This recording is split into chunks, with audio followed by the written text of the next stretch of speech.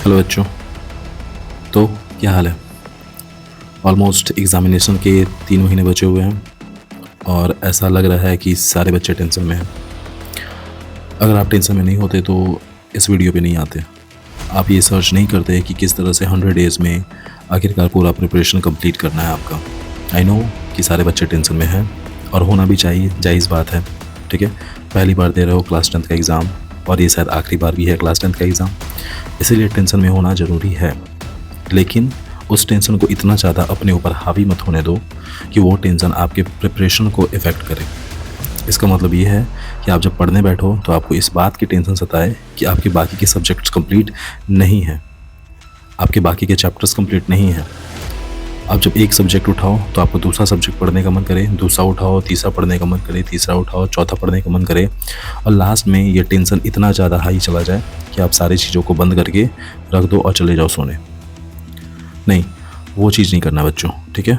इसलिए ये proper strategy और प्रॉपर प्लानिंग मैं बता रहा हूँ आपको। ऑब्वियसली मैंने स्कूल में, कोचिंग्स में बच्चों को बता करके रखा है, लेकिन जो बच्चे छूट गए हैं, जो बच्चे नहीं सुन पाए, ठीक है, ये उनके लिए है कि किस तरह से अभी भी टाइम नहीं ख़त्म हुआ है कि किस तरह से आप 100 डेज़ में अपने पूरे 10th के प्रिपरेशन को शुरू से लेकर के, ठीक है, एकदम ज़ीरो से लेकर के 100 तक कंप्लीट कर सकते हो। और ये इसलिए पॉसिबल है क्योंकि अभी आपके पास हाथ में नहीं भी तो लगभग 107 डेज़ बचे हुए हैं ऑलमोस्ट। तो इसका सीधा मतलब है बच्चा कि आपके पास पूरा टाइम है आपके पास कि आप इस टाइम पे प्रिपरेशन कर सकते हो। इसमें से मैं आपके सिर्फ़ और सिर्फ 100 डेज़ लूँगा। एक 100 डेज़ पूरा का पूरा और 100 डेज़ ऐसी स्ट्रैटेजी के साथ में मिस नहीं होने वाली है। इसका सीधा मतलब है कि आपने अगर उस स्ट्रैटेजी को 100 डेज़ को मेरे बनाए गए स्ट्रैटेजी पे फॉलो किया तो डेफिनेटली जिस दिन वो 100 डेज़ ख़त्म होंगे उस दिन परफेक्टली आपके पास में इतना कॉन्फिडेंस होगा कि आप उस एग्ज़ाम को दे के आओगे और उसमें 90%, ठीक है, उस सब्जेक्ट में 90+ मार्क्स सिक्योर करके आओगे। बस कंडीशन ये है कि आपको उन 100 डेज़ को परफेक्टली फॉलो करना है। फॉलो कैसे होगा? आपके डिसिप्लिन से। फॉलो कैसे होगा? आपकी हैबिट में उसे उतार करके। फॉलो कैसे होगा? आप उसे अपने रग रग में उतारोगे, उस डिसिप्लिन को, उस स्ट्रैटेजी को, तब जाकर के वो चीज़ें सुधरती हैं, बदलती हैं। प्रॉपर तरीके से प्रिपरेशन स्टार्ट करने के लिए मैं ये वीडियो लेकर के आया हूँ, ठीक है। उन सारे बच्चों के लिए है जिनको ऐसा लगता है कि 100 दिन में अब कुछ नहीं होने वाला है, अब टेंशन में आने वाले हैं, अब ऐसा लगने वाला है कि सारी चीज़ें ख़त्म होने वाली है। नहीं मेरा बच्चा, नहीं, कुछ भी ख़त्म नहीं होने वाला है। एक बात ध्यान रखना, मेरे पास ऐसे 10 बच्चों की एग्जाम्पल हैं पढ़े हुए नाम के साथ में, जिन्होंने लास्ट के 3 महीने में, लास्ट के 2 महीने में, लास्ट के 4 महीने में अपनी प्रिपरेशन स्टार्ट की ज़ीरो से लेकर के। उन्होंने बोला कि सर हमारी प्रिपरेशन बिल्कुल नहीं है, ज़ीरो है एकदम। उनको प्रॉपर स्ट्रैटेजी बताई गई, उन्होंने प्रॉपर स्ट्रैटेजी को फॉलो किया और उस स्ट्रैटेजी पे जा करके, उस स्ट्रैटेजी को फॉलो करके उन्होंने खुद के प्रिपरेशन को ज़ीरो से लेकर के 85% तक इम्प्रूव किया है। वो बच्चे, ठीक है, जिन्होंने 6 से 7 महीने तक अपनी किताबों खोला तक नहीं था, उन बच्चों ने 3 से 4 महीने में ऐसा रगड़ा खुद को, ऐसे उन किताबों को रगड़ा कि दोबारा उन किताबों को पढ़ने के लायक वो किताब नहीं बचे। मैं बिल्कुल वही कॉन्फिडेंस तुम्हारे अंदर भरना चाहता हूँ।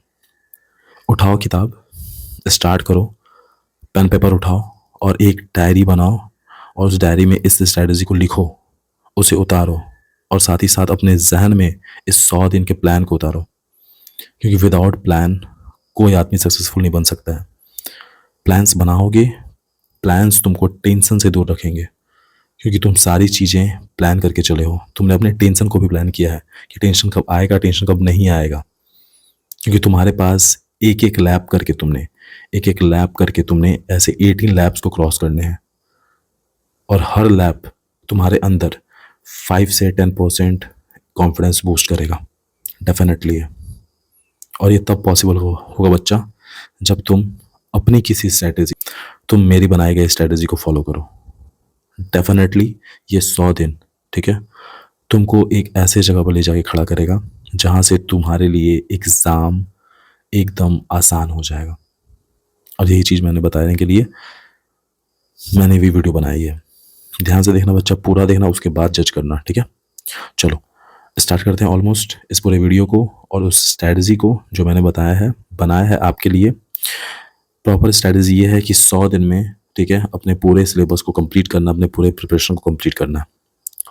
तो ओवरऑल देखा जाए प्रॉपर स्ट्रैटेजी 100 डेज़ की, ठीक है, जो आपको मदद करेगी लगभग 19% यानी कि 90 प्लस मार्क्स सिक्योर करने में।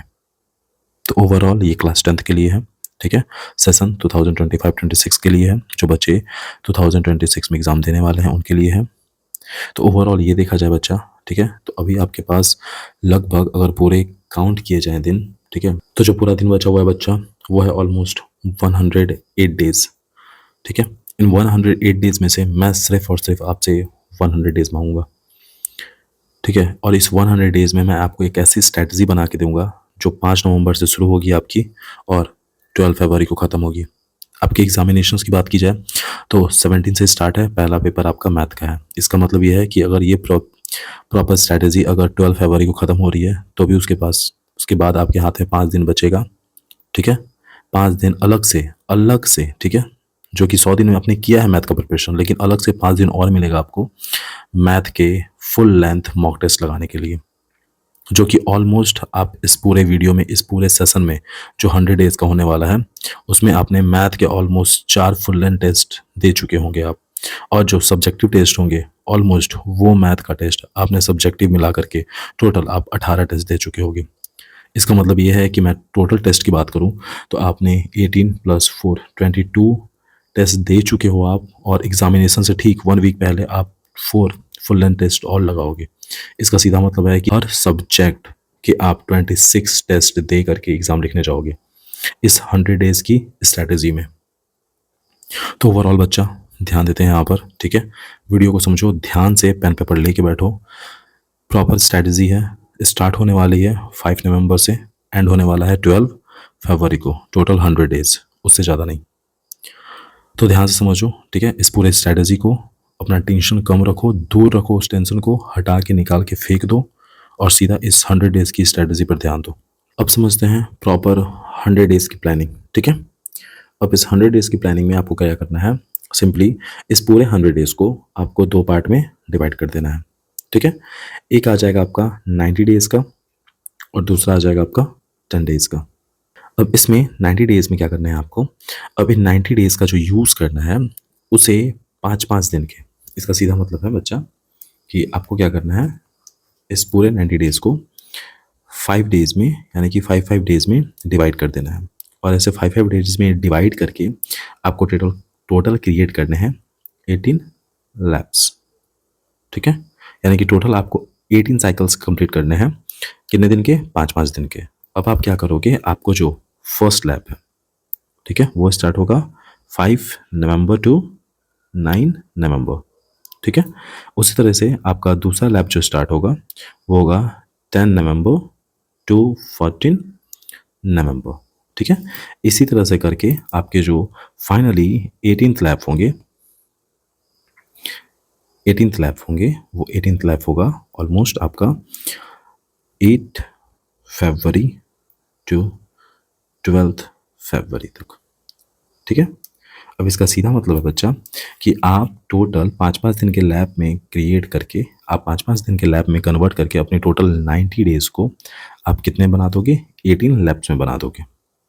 अब ये समझ के आ गया, अगर कॉपी पेन लेके बैठे हो तो लैब्स को लिख लो, ठीक है, लैब 1 लैब 2, ठीक है, ऐसे करते करते आप टोटल 18 लैब तक क्रिएट करो उसे, ठीक है, आराम से। अब मैं ये इसलिए करने के लिए आपको बोल रहा हूँ कि अगर हम ये काउंट करते हैं, ठीक है, कि आपके टोटल चैप्टर्स कितने हैं, इसके बाद, ठीक है, आप क्या करो कि इसमें से एक लैब को उठाते हैं बच्चा, ठीक है, इसमें से लैब 1 को हमने उठाया और लैब 1 को उठा करके आपका जो लैब चलने वाला है ऑलमोस्ट 5 नवंबर टू 9 नवंबर तक, ठीक है। अब इसमें से आपने क्या किया कि आपने 3 चैप्टर्स लिए, टोटल 3 चैप्टर्स आपने लिए।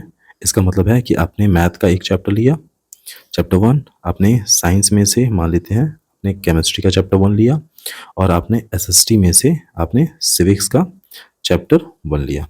अब इन तीनों चैप्टर्स को आप कंप्लीट करोगे लैब 1 में, यानी कि इस 5 डे के प्लान में। अब इस 5 दिन के प्लान में आपको क्या करना है कि मैथ का एक चैप्टर, साइंस का एक चैप्टर और एसएसटी का एक चैप्टर, ये मैं इसलिए बोल रहा हूँ कि आपके अगर टोटल चैप्टर्स निकाले जाएँ तो आपके मैथ में टोटल है बच्चा 15 चैप्टर, आपके साइंस में है बच्चा टोटल 13 चैप्टर और आपके एसएसटी में है टोटल 19 चैप्टर। और टोटल मिला के बन जाता है बच्चा आपका टोटल जो चैप्टर्स होते हैं वो टोटल चैप्टर आपके बन जाते हैं 47। अब बात यह है इन 47 जो चैप्टर्स आपके हैं, ठीक है, इसमें से कुछ चैप्टर छोटे हैं, कुछ चैप्टर बड़े हैं। अब इसके अकॉर्डिंग मैंने इसलिए ये 5 दिन का लैब बनाया है कि आपके कितना भी बड़ा चैप्टर हो, चाहे वो मैथ का हो, साइंस का हो या एसएसटी का हो, वो चैप्टर 5 दिन में कंप्लीट पक्का हो जाएगा, डेफिनेटली हो जाएगा। कोई भी चैप्टर इतना बड़ा नहीं है कि आप उसे 5 दिन में कंप्लीट ना कर पाओ, ये बात आपको भी पता है। जब आपके टीचर्स पढ़ा रहे थे, ठीक है, स्कूल में, कोचिंग में, तब आपको पता होगा कि एक चैप्टर को कंप्लीट करना ऑलमोस्ट 5 दिन की बात है, क्योंकि ट्यूशन में वो चैप्टर 5 से 6 दिन में कंप्लीट हो रहा था, जबकि ट्यूशन में आप 1 घंटे ही पढ़ रहे थे उस चैप्टर को, उस सब्जेक्ट को। उसके बाद भी अगर आप घर में उसी चैप्टर को 2 घंटे भी रिवाइज़ करते हो, तो आराम से आप उस 10 दिन में ख़त्म होने वाले चैप्टर को आराम से 5 दिन में ख़त्म कर सकते हो। तो ये प्रॉपर स्ट्रैटेजी इसलिए मैं बोल रहा हूँ क्योंकि आपको इस वीडियो में प्रॉपर सारी चीज़ों का सॉल्यूशन मिलेगा। आपकी जो प्रॉब्लम्स फ्यूचर में आने वाली हैं क्लास 10 से रिलेटेड, वो सारी चीज़ों का सॉल्यूशन मैं आपको यहीं पे आज ही बताने वाला हूँ। तो आप क्या करोगे, आपने सारे चैप्टर्स जितने भी हैं वो हैं आपके 47 बड़े छोटे सारे मिला करके। आपके पास लैब्स कितना है, आपके पास लैब्स है टोटल 18 लैब्स। अब इस 18 लैब्स में से अगर हम डिवाइड करते हैं तो ऑलमोस्ट आ जाता है 2.7 के अराउंड। इसका सीधा मतलब है कि अगर आपने 2.5 यानी कि 2.5 चैप्टर भी कंप्लीट किया 5 दिन में, तो भी प्रॉपर तरीके से 90 दिन में आपकी पूरी तैयारी हो जाएगी, पूरे सिलेबस आपका ख़त्म हो जाएगा, ठीक है। इसमें से 2 सब्जेक्ट बचते हैं आपके, एक है इंग्लिश और दूसरा है हिंदी। हिंदी या संस्कृत जो भी आपने चूज़ किया है, तो इंग्लिश और हिंदी इसके लिए आप अलग से 30 मिनट्स टाइम निकाल सकते हो, कभी भी कोई प्रॉब्लम की बात नहीं है। वो सारे बच्चों को पता है कि इंग्लिश और हिंदी को कैसे मैनेज करना है, वो उतना बड़ा हर्डल नहीं है आपके लिए, ठीक है। मैं लेके चल रहा हूँ यहाँ 3 मेजर सब्जेक्ट, मैथ, साइंस और एसएस। अब इसके अकॉर्डिंग 47 चैप्टर्स हैं और आपको एक लैब में कितना चैप्टर करना है, 3 चैप्टर। इसका सीधा मतलब है बच्चा, ठीक है, कि 3 चैप्टर करने के लिए भी आपको सिर्फ और सिर्फ 15 लैब्स की ज़रूरत है। अगर आप 15 लैब्स में भी करते हो तो भी आपके 45 चैप्टर्स कंप्लीट हो जाएंगे। इसका सीधा मतलब है कि आपका जो लास्ट वाला लैब होगा, यानी कि लैब 16, 17 और 18, इन लैब्स में आपके पास ज़्यादा चैप्टर्स नहीं होंगे। तब हो सकता है इसमें आप कुछ मैथ के बड़े चैप्टर को डील करो, साइंस के कुछ कॉम्प्लेक्स चैप्टर को डील करो, एसएसटी के कुछ कॉम्प्लेक्स चैप्टर को डील करो। समझ में आ रही है बात? ये मैं इसलिए बोल रहा हूँ क्योंकि उस समय आपके पास सारे चैप्टर्स ख़त्म हो चुके होंगे, सारे चैप्टर्स आपने ऑलमोस्ट डन कर दिए हैं। आपके जो बचे हुए चैप्टर होंगे, जो आपको सबसे ज़्यादा परेशान करते हैं, जो सबसे ज़्यादा लेंदी चैप्टर्स हैं, आप उन चैप्टर्स को लास्ट में डील कर सकते हो, ठीक है, क्योंकि उस समय आपके पास टाइम भरपूर रहेगा। ऑलमोस्ट एसएसटी के भी सारे चैप्टर कंप्लीट हो गए होंगे, साइंस के भी होंगे, बचेंगे आपके मैथ वाले। अब इसके अकॉर्डिंग क्या करोगे आप कि उन लास्ट वाले लैब्स में आप उन सारे कॉम्प्लिकेटेड चैप्टर को सॉल्व करोगे। क्लियर है ये चीज़? तो ओवरऑल अगर फिर से आते हैं हम इस पे कि आपको करना क्या है फर्स्ट वाले लैब में, तो फर्स्ट वाले लैब में आपको सिंपली केवल 3 चैप्टर्स लेकर के चलने हैं, ठीक है। और डेट क्या है बच्चा 3 चैप्टर्स लेने का? 3 चैप्टर लेने का जो डेट है वह है 5 नवंबर टू 9 नवंबर। तो मान के चलते हैं आपने मैथ का पहला चैप्टर रियल नंबर उठा लिया। मैथ का जो पहला चैप्टर रियल नंबर उठाया उसके लिए कितने दिन है आपके पास? 5 दिन है। अब मान के चलते हैं मैथ का रियल नंबर में जो एक्सरसाइज है एनसीईआरटी बुक के अकॉर्डिंग 1.1 से लेकर के 1.4 तक है। आप क्या करोगे, एक दिन 1.1 देखोगे, दूसरा दिन 1.2 देखोगे, ठीक है। एनसीईआरटी बुक कंप्लीट करोगे और मान के चलते हैं कि चलो आप एनसीईआरटी बुक से प्रिपेयर नहीं कर रहे हो, तो आपने जो भी बुक उठाया है, एग्जाम्पलर उठाया है, कोई भी बुक उठाया है, मान के चलते हैं उसमें से आपको 100 क्वेश्चन सॉल्व करने हैं केवल रियल नंबर से, फर्स्ट चैप्टर से, तो आपका चैप्टर हो जाएगा ऑलमोस्ट कंप्लीट। तो करना क्या है, 5 दिन है आपके पास, पर डे 20 क्वेश्चन सॉल्व करो, जो कि बिल्कुल आसान है। आप बैठोगे, आप 1 से 2 घंटे में ये सॉल्व करके छोड़ दोगे। ऐसे कर करके आपने कितने दिन में, 5 दिन में पूरा चैप्टर ख़त्म कर दिया। अब बात ये है, अब बच्चे सोच रहे होंगे सर ये तो बहुत ईजी हो गया। बच्चा ईजी है, ईजी उनके लिए है, ठीक है, जो बच्चे शुरू से पढ़ रहे हैं। ये स्ट्रेटजी हार्ड उनको लगेगी जिन्होंने अभी अपना प्रिपरेशन स्टार्ट किया है, ठीक है। तो उनको कॉन्सेप्ट भी समझने हैं, उनको क्लासेस भी देखने हैं, साथ ही साथ कॉन्सेप्ट को याद भी करना है, फार्मूलाज भी याद करना है, और साथ ही साथ उनको इसी 5 दिन में कंप्लीट भी करना है। लेकिन ये उन बच्चों के लिए बहुत अच्छा है जिन्होंने पहले से प्रिपरेशन स्टार्ट किया है। इसका मतलब ये है कि आपका अगर मैथ का पहला चैप्टर डन हो चुका है तो आप दूसरे चैप्टर को स्टार्ट कर दीजिए फर्स्ट ही लैब में। इसका मतलब ये है कि आपको लास्ट वाला जो टाइम बचेगा वो लास्ट वाला टाइम आप ज़्यादा यूटिलाइज कर सकते हो रिवाइज करने के लिए। ठीक। तो इस तरह से करके आपने पहले लैब में मैथ का एक चैप्टर कर लिया, साइंस का एक चैप्टर कर लिया और एसएसटी का एक चैप्टर कर लिया। ठीक है। कितने दिनों में? 5 दिनों में। ठीक है।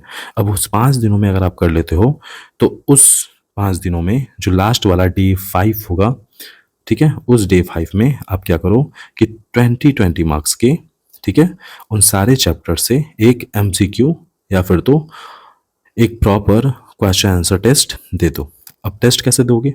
अब टेस्ट देने की जो बात है, सिंपली बच्चा जब सारी रिसोर्सेज फ्री हैं तो हम बोलेंगे फ्री वाले रिसोर्सेज का यूज़ किया करो, कुछ मत करो। ठीक है।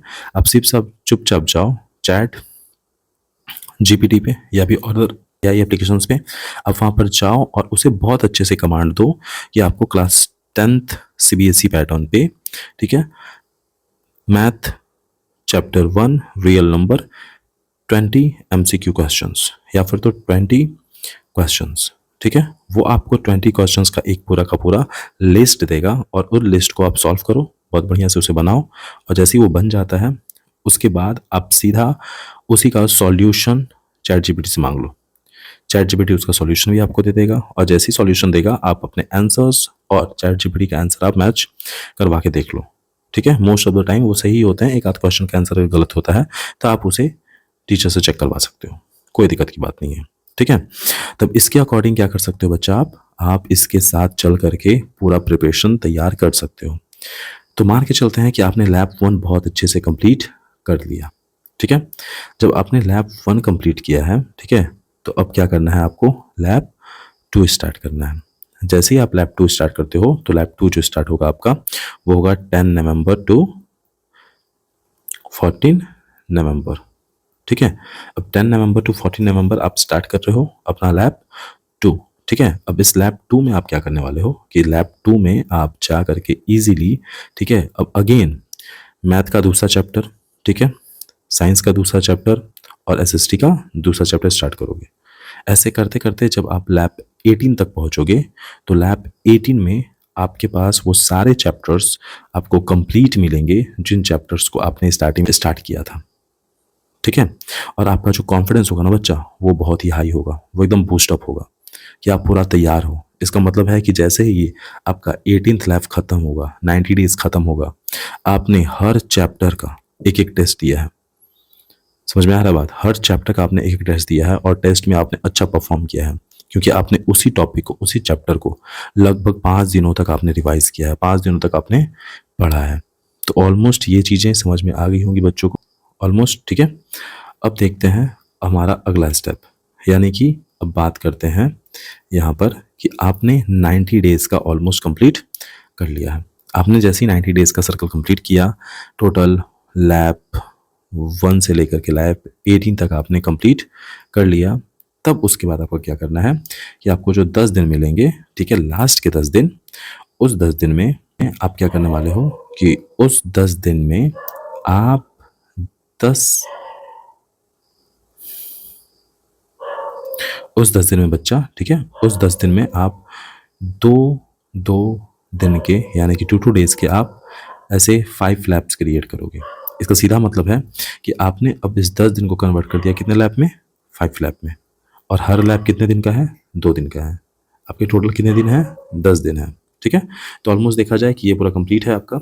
ठीक है। अब आपको ये 2 दिन के लैब में करना क्या है कि आप डे वन आप शाम तक, ठीक है, ओवरऑल आप इवनिंग तक आप पूरी तरीके से आप एक चैप्टर को प्रिपेयर करोगे। ठीक है। एक चैप्टर को प्रिपेयर करोगे आप पूरे टाइम पर। ठीक है। आप इवनिंग में आप क्या करोगे कि इवनिंग में आप एक सब्जेक्ट, जैसे कि मान लेते हैं आपने उठा लिया एसएस, ठीक है, अब आप एसएस को कंप्लीट करोगे पूरे दिन में। ठीक है। जैसे ही शाम होगा आप शाम में एक फुल लेंथ टेस्ट लगाओगे। फुल लेंथ आप एक टेस्ट लगाओगे टोटल 80 मार्क्स का। ठीक है। 80 मार्क्स का आप टेस्ट दोगे शाम में 3 घंटा बैठ करके आराम से एग्जाम। घर पे। और जैसे ही वो टेस्ट कंप्लीट होगा, आप उस टेस्ट पेपर को 1 घंटा रेस्ट करने के बाद में आप चेक करने के लिए बैठोगे, और जैसे ही चेक करोगे तो आपको आंसर्स पता चल जाएंगे। आपको पता चल जाएगा कितना आया है, कितना नहीं आया है। इस कंडीशन में मान लेते हैं आपके मार्क्स आए 70, ठीक है। आपके मार्क्स आते हैं 70 मैथ में, 80 आउट ऑफ 80 में, ठीक है। तब इसमें कंडीशन ये है कि आप ये देखोगे कि 10 मार्क्स आपके कहाँ कहाँ कट रहे हैं। अब उस 10 मार्क्स, ठीक है, अब उस 10 मार्क्स का प्रिपरेशन करोगे आप कि किस किस चैप्टर के आपके गलत हुए हैं। जैसे कि मान लेते हैं आपका वो गलत हुआ है चैप्टर 2 से, तो आप चैप्टर 2 को दोबारा से एक बार रिवाइज करोगे। जिन जिन चैप्टर्स के आपका गलती हुआ है उन चैप्टर्स को आप दोबारा से रिवाइज करोगे। रिवाइज करने के बाद अगला दिन डे 2, अब डे 2 में तुम क्या करोगे कि डे 2 में तुम दोबारा से एक टेस्ट लगाओगे। समझ में आ रही है बात? दोबारा से तुम एक टेस्ट लगाओगे और उस टेस्ट को लगाने के बाद में आप क्या करोगे कि दोबारा से उस कॉपी को चेक करोगे, और चेक करने के बाद डेफिनेटली आपके मार्क्स 5 मार्क्स से इंक्रीज हुए होंगे। इसका सीधा मतलब है कि आपने जो गलती किया था उस गलती को आपने सुधार दिया। तो इसका सीधा मतलब है कि आपने 2 टेस्ट दिए हैं, ठीक है, फुल लेंथ वाले यहाँ पर, और उधर आपने मैथ के लगभग हर चैप्टर के 18 टेस्ट दिए हैं। इसका सीधा मतलब है बच्चा कि आपने टोटल 20 टेस्ट दिए हैं। तो जैसे ही अब आपने, ठीक है, क्या किया कि टोटल 22 टेस्ट आपने दे दिए हैं। जैसे ही आपने टोटल 22 टेस्ट आपने दे दिया है, अब आपके अंदर आएगा कॉन्फिडेंस, और वो कॉन्फिडेंस आपके एग्जामिनेशन में मदद करेगी। अब मैं इसलिए आपको बोल रहा हूँ टेस्ट सीरीज लगाने के लिए लास्ट में, क्योंकि देखो यहाँ पर ध्यान दो, एक चीज़ और समझ लो बच्चा, ठीक है, लास्ट ये बस ये। अब कंडीशन यहाँ पर ये है कि आपने क्या किया ना, कि आपने अपना टोटल 80 लैब्स कंप्लीट कर लिया, ठीक है। ओवरऑल देखा जाए तो 18 लैब्स ऑलमोस्ट कंप्लीट आपके हो जाते हैं। कब तक आपके कंप्लीट हो जाते हैं? शुरू होता है 5 नवंबर तक से, और आपके कंप्लीट हो जाते हैं लगभग 2 फरवरी तक, ठीक है। अब इस कंडीशन में आपके यहाँ तक कंप्लीट हो चुके हैं। अब आप जो टेस्ट दोगे वो टेस्ट होगा 3 फरवरी से लेकर के 12 फरवरी तक। आपने इन 10 दिनों में टेस्ट दिया है, और इन 10 दिनों में आपने जो टेस्ट दिया है वो सीक्वेंस से आप दोगे। जैसे कि आपके एग्जामिनेशन के जो डेट आए हैं वो डेट है कि 17 को आपका मैथ है, उसके बाद आपका 21 को इंग्लिश है, 25 को आपका साइंस है, फिर आपका 2 मार्च को हिंदी है, और फाइनली 7 मार्च को आपका एसएस है। अब इसके अकॉर्डिंग आप क्या करोगे, आप जो टेस्ट लगाओगे इसका मतलब ये है कि आप क्या करोगे, 4 को एक टेस्ट, ठीक है। आपने इसका सीधा मतलब है कि आपने 3 तारीख से टेस्ट स्टार्ट किया, तो 3 से लेकर के 4 तक ये 2 दिन का एक लैब बना, ठीक है। 5 से 6 लेकर के ये 2 दिन का एक लैब बना, 7 से लेकर के 8 तारीख तक ये एक लैब बना, 9 से लेकर 10 ये एक लैब बना, और फाइनली 11 से लेकर 12 ये एक लैब बना। इसका मतलब है कि 3 फरवरी से आपके टेस्ट स्टार्ट होंगे और 12 फरवरी को जाके आपका टेस्ट खत्म हो जाएगा। तो आप क्या करोगे, 3 से 4 फरवरी को आप टेस्ट लगाओगे एसएस का, ठीक है। 5 से 6 से आप टेस्ट लगाओगे हिंदी का, 7 टू आप टेस्ट लगाओगे आप साइंस का, ठीक है। 9 टू 10 आप टेस्ट लगाओगे इंग्लिश का, और फाइनली 11 टू 12 आप टेस्ट लगाओगे मैथ का। इससे ये होगा कि आपने 11 और 12 फरवरी को आपने मैथ का एक टेस्ट लगाया है। जैसे ही आपने मैथ का टेस्ट लगाया उसके बाद आपके हाथ में बचेंगे 7 दिन। अब जो 7 दिन है वो आप 7 दिन एक्स्ट्रा दे सकते हो मैथ के लिए। समझ में आ रही है बात? इसका मतलब है कि आपने 2 टेस्ट लगा दिए हैं मैथ के, अब 7 दिन आप यूटिलाइज करोगे again revision plus test, revision plus test, revision plus test. अब ऐसे कर करके फाइनली जब आप 17 फरवरी तक पहुंचोगे तो आपकी जो सुबह होगी वो टेंशन फ्री होगी, आपके अंदर हेडक नहीं होगा, क्योंकि आपने ऑलमोस्ट बच्चा 22 टेस्ट लगा चुके हो आप। 22 टेस्ट छोड़ो, उसके बाद जो एग्जामिनेशन के बीच में जो 4 दिन का गैप बचेगा, ठीक है, उस 4 दिन के गैप में आप 4 टेस्ट और लगाओगे। इसका सीधा मतलब है कि 22 टेस्ट जो है वो तो मेरे हिसाब से है ना, वो 100 डेज के हिसाब से है, लेकिन जो एग्जामिनेशन में 4-4 दिन का गैप दिया हुआ है, आप उस 4-4 दिन के गैप में 4 टेस्ट और लगाओगे।